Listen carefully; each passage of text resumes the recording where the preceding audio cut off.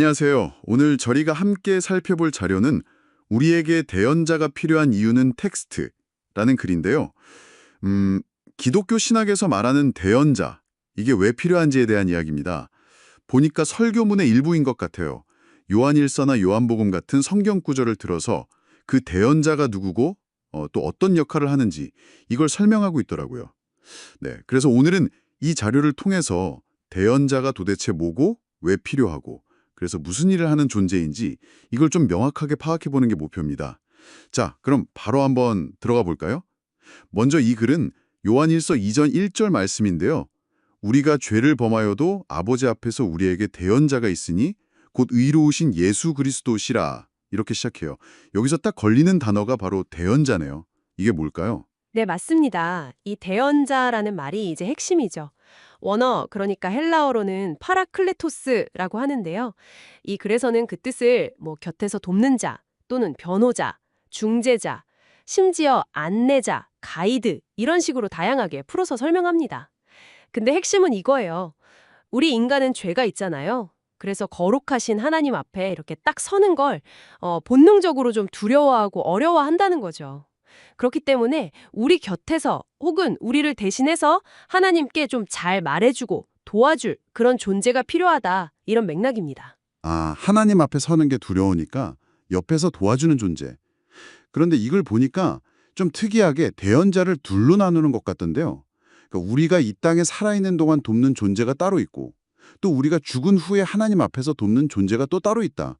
뭐 이런 식으로요. 네, 맞아요. 그게 참 흥미로운 지점이죠. 요한복음 14장에 나오는 구절들을 근거로 들면서요. 이 땅에서는 하나님이 또 다른 대언자를 보내주셨다고 해요. 그게 바로 성령이라는 거죠. 성령님이 우리를 진리 가운데로 이끌고 여러 가지로 돕게 하셨다. 이렇게 설명합니다. 뭐랄까 지상에서의 가이드나 조력자 같은 역할인 거죠. 그리고 아까 처음에 인용한 요한일서 2장 1절 있잖아요.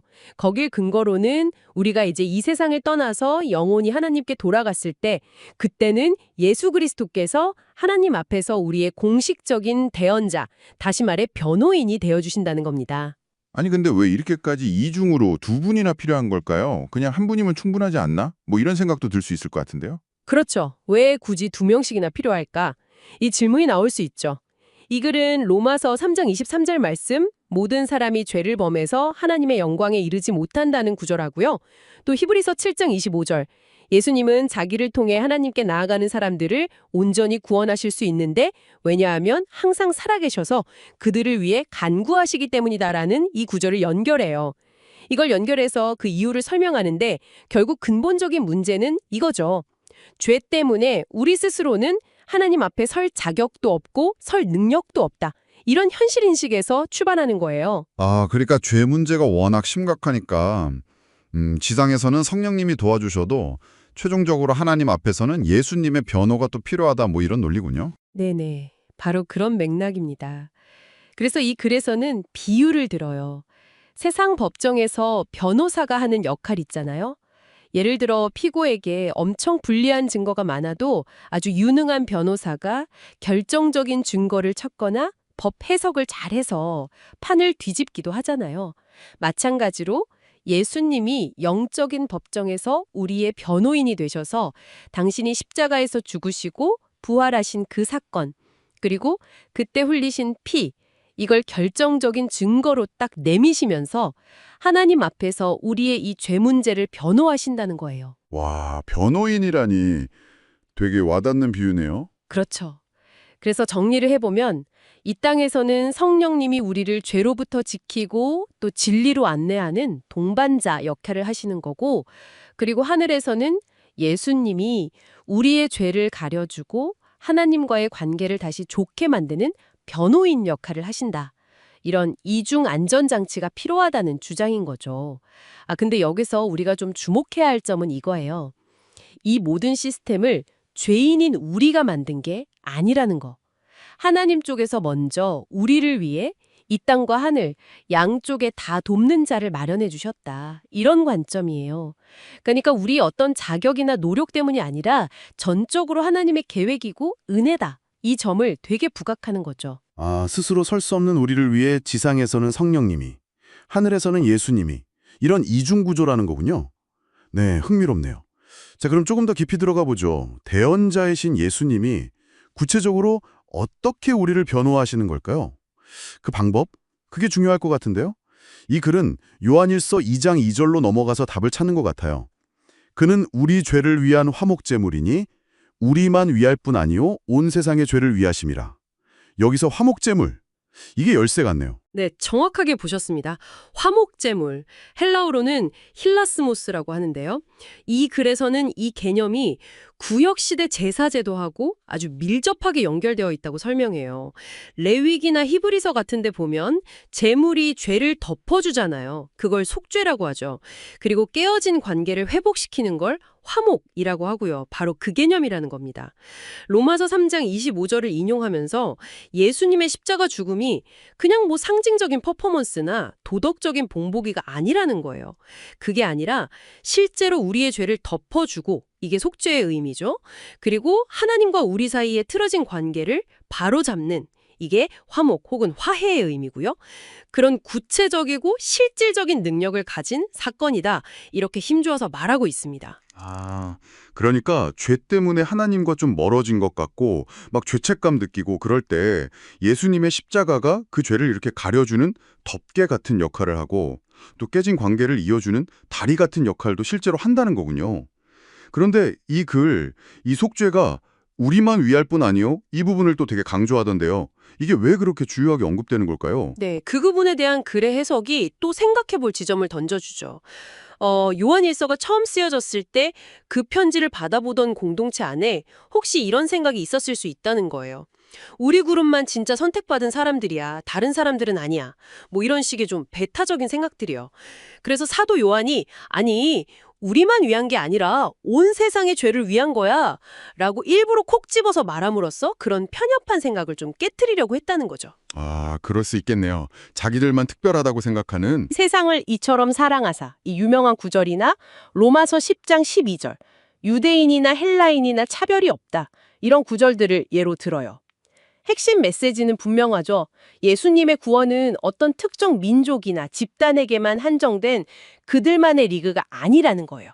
모든 사람, 유대인이든 이방인이든 관계없이 누구에게나 열려있는 아주 보편적인 거다 이겁니다. 이게 사실 오늘날 우리에게도 좀 적용해 볼 수 있는 이야기 같아요. 우리도 모르게 뭐 우리 교회, 우리 교단, 심지어 우리 스타일 이런 식으로 울타리를 치고 있지는 않은지 그리고 그 울타리를 넘어서야 한다는 어떤 도전으로 받아들일 수 있겠죠. 온 세상의 죄. 이 표현이 정말 그 범위가 모든 인류를 뜻하는 건가요? 아니면 이 글에서는 혹시 더 넓은 의미로 해석을 하나요? 네, 이 글은 여기서 한 걸음 더 나아가더라고요. 온 세상에 해당하는 원문 표현이 홀로스 호코스모스인데요. 이게 단순히 그냥 모든 사람만을 의미하는 게 아니라 하나님이 만드신 창조 세계 전체, 그러니까 인간뿐만 아니라 자연 만물까지 다 포함하는 개념일 수 있다. 이렇게 해석을 합니다. 와, 자연 만물까지요? 네, 그 근거로 로마서 8장 22절을 들어요. 모든 피조물이 지금까지 함께 신음하며 고통받고 있다는 것을 우리는 압니다. 라는 구절인데요. 무슨 말이냐면 인간의 죄 때문에 이 창조 세계 전체가 다 망가지고 신음하게 됐다는 거죠. 그런데 역설적이게도 예수님의 속죄 안에서 이 망가진 피조세계 역시 다시 회복될 희망을 품게 된다는 겁니다. 와, 이건 정말 생각의 지평을 확 넓혀주는 관점인데요. 예수님의 속죄가 단순히 우리 인간 구원 문제에만 머무는 게 아니고 인간의 죄 때문에 깨지고 고통받는 이 세상, 자연 환경의 회복과도 연결될 수 있다. 이런 해석은 굉장히 신선하고 또 중요하게 다가옵니다. 그렇다면 이렇게 범위가 넓은 속죄, 그러니까 모든 인류와 창조세계 전체를 포괄하는 이 화목은 오늘 우리에게 어떤 의미가 있을까요? 네, 이 글은 바로 그 지점을 놓치지 않고 우리의 선교적 사명으로 연결시키더라고요. 아주 명확하게 이야기합니다. 마태복음 28장 마지막 부분, 예수님이 승천하시기 전에 제자들에게 하신 말씀 있잖아요. 너희는 가서 모든 민족을 제자로 삼고 내가 너희에게 명령한 모든 것을 가르쳐 지키게 하라. 흔히 지상대위명이라고 부르는 바로 그 명령. 이걸 근거로 삼는 거예요. 우리가 받은 이 엄청난 구원의 소식, 하나님과의 화목, 더 나아가서 온 세상의 회복에 대한 이 희망을 우리끼리만 알고 있을 게 아니라는 거죠. 특정 그룹을 넘어서 온 세상 모든 민족에게 이걸 전해야 할 책임과 사명이 우리에게 주어졌다. 이런 결론으로 자연스럽게 이어지는 겁니다. 아, 그렇군요. 네, 예수님의 속죄가 온 세상을 향한 보편적인 것이기 때문에 그 복음을 전하는 우리의 사명 역시 편협함을 넘어서 보편적이어야 한다. 이런 논리적 귀결이죠. 네. 오늘 저희는 우리에게 대언자가 필요한 이유.txt라는 자료를 통해서 기독교 신학의 핵심 개념 중 하나인 대언자에 대해 아주 깊이 있게 탐구해 봤습니다. 핵심을 다시 한번 요약하자면 이러네요. 이 글에 따르면 인간은 죄 문제 때문에 거룩하신 하나님 앞에 혼자서는 설 수가 없다. 그래서 우리를 돕는 대언자가 필요한데 하나님은 우리에게 두 분의 대언자를 주셨다는 거죠. 이 땅에서는 성령이 우리와 함께하며 돕고 우리가 하나님 앞에 설 때는 예수 그리스도가 우리의 변호인이 되어주신다. 그리고 예수님은 자신의 십자가 죽음, 즉 화목제물이 되심으로써 우리의 죄를 덮고 하나님과의 관계를 회복시키시는데 이 놀라운 속죄와 화목의 요건은 우리라는 좁은 울타리를 넘어서 모든 인류, 심지어는 죄 때문에 신음하는 창조세계 전체에까지 미친다는 것. 이게 오늘 우리가 함께 들여다본 내용의 알맹이였습니다. 네, 맞습니다. 여기서 마지막으로 제가 한 가지 질문을 던져드리고 싶어요. 방금 정리해 주신 것처럼 이 글은 예수님의 속죄와 화목의 보미가 인간을 넘어서 온 세상, 즉 창조 세계 전체를 향한다고 봤잖아요. 그렇다면 이렇게 광범위한 화해와 화목의 의미를 오늘 우리는 구체적으로 우리 삶 속에서 어떻게 실천할 수 있을까요? 단순히 사람들하고 관계 회복하고 이런 걸 넘어서서 우리가 지금 발딛고 살아가는 이 세계, 이 자연환경과의 관계 속에서 이 화목을 어떻게 구현해 나갈 수 있을지 한번 생각해 보는 건 어떨까 싶습니다. 예를 들면 환경 문제에 대한 기독교적인 책임이라든지 아니면 생태신학 같은 그런 논의로도 확장될 수 있겠죠. 이 질문은 그래서 직접적으로 다루진 않았지만 온 세상을 향한 화목이라는 그 메시지를 바탕으로 우리가 충분히 더 깊이 고민하고 확장해 볼 수 있는 굉장히 중요하고 또 시의적절한 지점이라고 생각합니다. 네, 정말 우리 삶과 또 직결되는 아주 깊은 고민을 안겨주는 질문이네요. 오늘 이 흥미로운 자료를 가지고 함께 이야기 나눠주셔서 정말 감사합니다. 저희는 다음 시간에 또 다른 흥미로운 주제로 여러분을 찾아뵙겠습니다.